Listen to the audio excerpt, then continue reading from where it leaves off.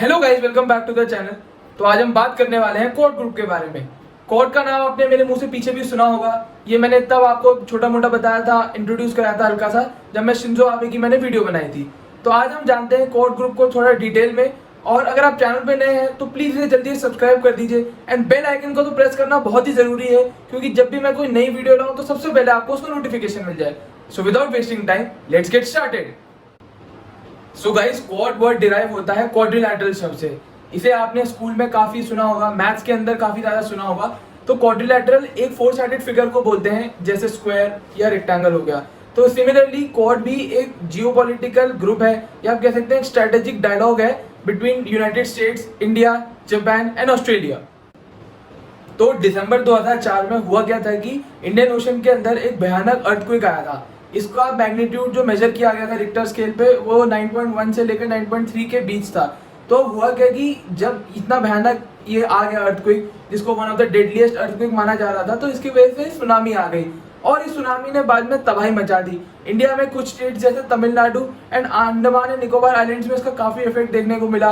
हमारे पड़ोसी देश जैसे कि मालदीव, श्रीलंका, बांग्लादेश, म्यांमार एंड काफी सारे साउथ ईस्ट एशियन कंट्रीज में भी इसका इफेक्ट काफी देखने को मिला।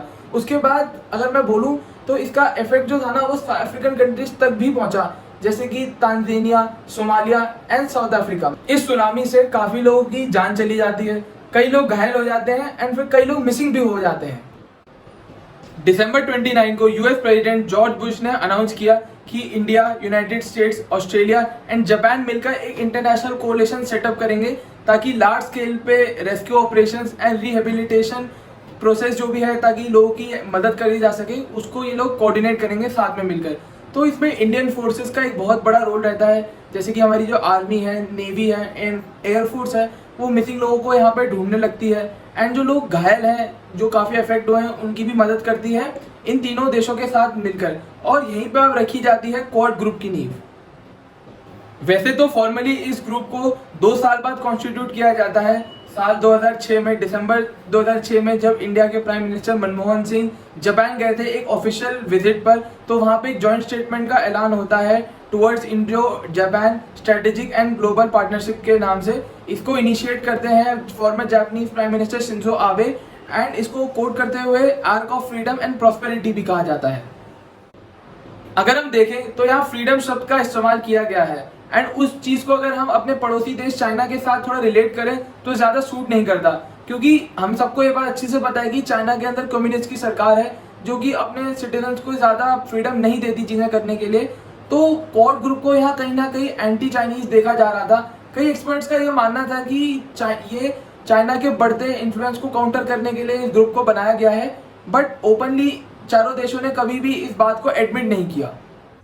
तो क्वाड ग्रुप की पहली मीटिंग हुई थी मई 2007 में, जब Australian prime minister John Howard, Indian prime minister Manmohan Singh, Japanese prime minister Shinzo Abe and America के वाइस प्रेसिडेंट डिक चेनी मिले थे एक इनफॉर्मल मीटिंग में फिलीपींस के अंदर। उस वक्त एशियन रीजनल फोरम की मीटिंग भी चल रही थी, एंड साइड में इन चारों देशों के लीडर्स ये इनफॉर्मल मीटिंग कर रहे थे। उसके बाद अगस्त 2007 में शिंजो आबे जब इंडिया आए थे, उन्होंने इंडियन पार्लियामेंट को भी एड्रेस किया। फिर से उन्होंने बात करी थी confluence of the two seas की। Indian Ocean and Pacific Ocean साथ में मिल रहे हैं, एंड ये एक डायनामिक कपलिंग है फ्रीडम एंड प्रोस्पेरिटी की। अब क्वाड ग्रुप को मिलिट्री के पर्सपेक्टिव से भी काफी देखा जा रहा था, क्योंकि सितंबर 2007 में चारों देशों की नेवी ने मिलकर एक मिलिट्री एक्सरसाइज कंडक्ट की थी इंडियन ओशन में। एंड इसके बाद जो था, चाइना ने एक डिप्लोमेटिक प्रोटेस्ट किया था क्वाड ग्रुप के अगेंस्ट। चाइना के इस प्रोटेस्ट के बाद ये ग्रुप थोड़ा कमजोर होने लग गया, एंड इसके कुछ और भी रीजन है, जैसे कि जापानीज प्राइम मिनिस्टर शिंजो आबे ने अपने हेल्थ इश्यूज के चलते पीएम की पोस्ट से रिजाइन कर दिया था। ऑस्ट्रेलिया के अंदर भी इलेक्शंस आ गए थे, जिसके बाद उनके एक नए प्रधानमंत्री केविन रड आए थे, जिन्होंने ऑस्ट्रेलिया को क्वाड में पार्टिसिपेट नहीं करने दिया।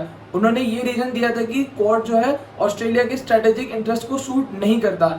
लेकिन हम यहाँ पे कहीं ना कहीं कह सकते हैं कि क्वाड 1.0 जो है उसका एंड आ गया। अब बाद में 2019 में एक आर्टिकल निकला था, जिसमें केविन ने ये बात बोली थी कि 2008 में जब वो जॉर्ज बुश से मिलने गए थे, तो वहाँ पर जब क्वाड को लेकर उन्होंने बातचीत की थी, तो उन्होंने ज़्यादा इंटरेस्ट नहीं दिखाया। एंड इसका एक रीज़न ये था कि उस टाइम यूएस को चाइना का सपोर्ट चाहिए था यूनाइटेड नेशन सिक्योरिटी काउंसिल के अंदर ईरान के अगेंस्ट सैंक्शंस डिक्लेयर करने के लिए, तो इसलिए यूएस जो है वो पीछे हट गया था। इसके बाद अब शुरुआत होती है क्वाड 2.0 की। 2017 में अराउंड 10 साल बाद क्वाड दोबारा से उभर कर आता है। 2017 में यूएस के प्रेसिडेंट डोनाल्ड ट्रंप, इंडिया के prime minister Narendra Modi and Japan के प्राइम मिनिस्टर शिंजो आबे, ये तीनों लीडर्स फिलीपींस में मिलते हैं एशियान समिट के दौरान। अब यूएस की तरफ से स्टेटमेंट आती है कि क्वाड एक कोऑपरेशन है share democratic and values and principles को लेकर। अब जब डेमोक्रेसी की बात होती है तो मतलब है कि आप चाइना के अगेंस्ट जा रहे हो, एंड फिर से इनडायरेक्टली इसे चाइना के खिलाफ यहाँ इशारा किया जा रहा था। बट इंडिया की तरफ से एक स्टेटमेंट आती है कि ये किसी और देश के अगेंस्ट नहीं है। ऑस्ट्रेलिया की तरफ से स्टेटमेंट आती है कि क्वाड ग्रुप के मायने हैं freedom of navigation and overflight and maritime security in the Indo Pacific reason.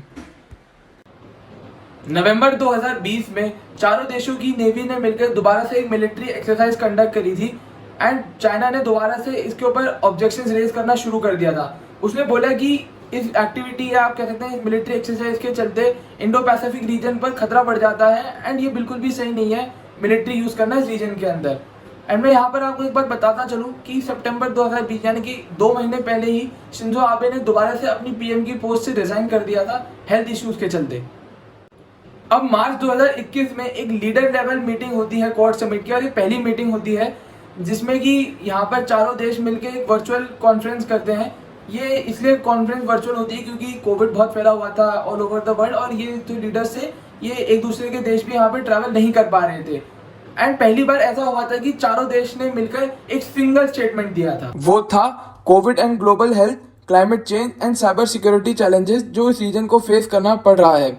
इन 3 चीज़ों को क्वाड का नया पर्पस बताया जा रहा था। ऐसा कहा जा रहा था कि ये चारों देश इंडो पैसिफिक रीजन में ट्राई करेंगे democratic values, free open rule based order, inclusiveness and health establish करने की। अब हम चलते हैं सितंबर 2021 की तरफ, जब पहली बार कोविड के बाद बेसिकली एक इन पर्सन मीटिंग होती है चारों देशों के लीडर्स के बीच में। इन पर्सन मीटिंग का मतलब है फिजिकल मीटिंग।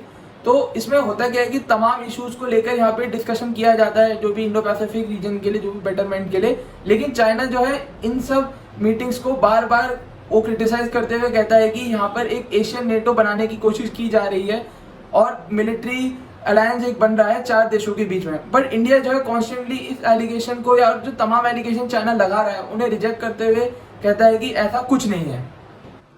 इंडिया के फॉरेन मिनिस्टर एस जयशंकर ने बोला था कि नेटो एक कोल्ड वॉर टर्म है एंड क्वाड फ्यूचर की बेटरमेंट के लिए बनाया गया है जो ग्लोबलाइजेशन एरा को रिफ्लेक्ट करता है। क्वाड ग्रुप एक दूसरे के साथ कोऑपरेट करेगा world security, climate action, technological corporation and supply chain जैसे इश्यूज पर। हमारा quad vaccine initiative Indo Pacific देशों की बड़ी मदद करेगा।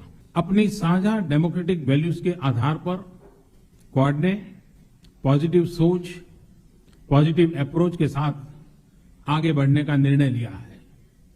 सप्लाई चेन हो या वैश्विक सुरक्षा हो, क्लाइमेट एक्शन हो या कोविड रिस्पांस या फिर टेक्नोलॉजी में सहयोग, इन सभी विषयों पर मुझे अपने साथियों से चर्चा करते बहुत खुशी होगी।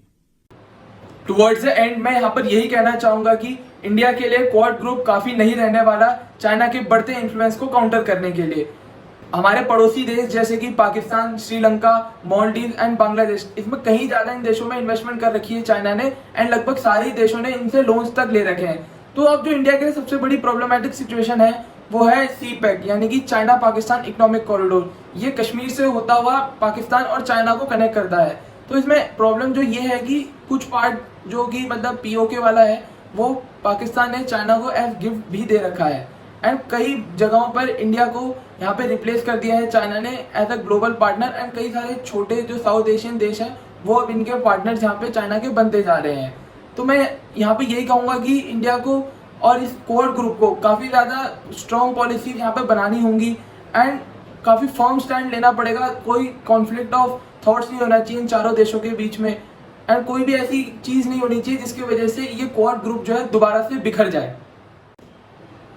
सो विद दिस आज का वीडियो होता है एंड। तो आई होप आपको आज का टॉपिक जो है वो बहुत अच्छे से समझ में आ गया होगा। सो वीडियो अच्छी लगी हो तो प्लीज इसे लाइक कर दीजिए, चैनल पे अगर आप नए हैं तो सब्सक्राइब कर दीजिए, एंड बेल आइकन को दबाना तो बहुत ही जरूरी है। एंड अगर आपको ये वीडियो इन्फॉर्मेटिव लगा हो तो प्लीज अपने फैमिली एंड फ्रेंड्स के साथ इसे जरूर से शेयर करिएगा। Thank you so much for watching, good bye.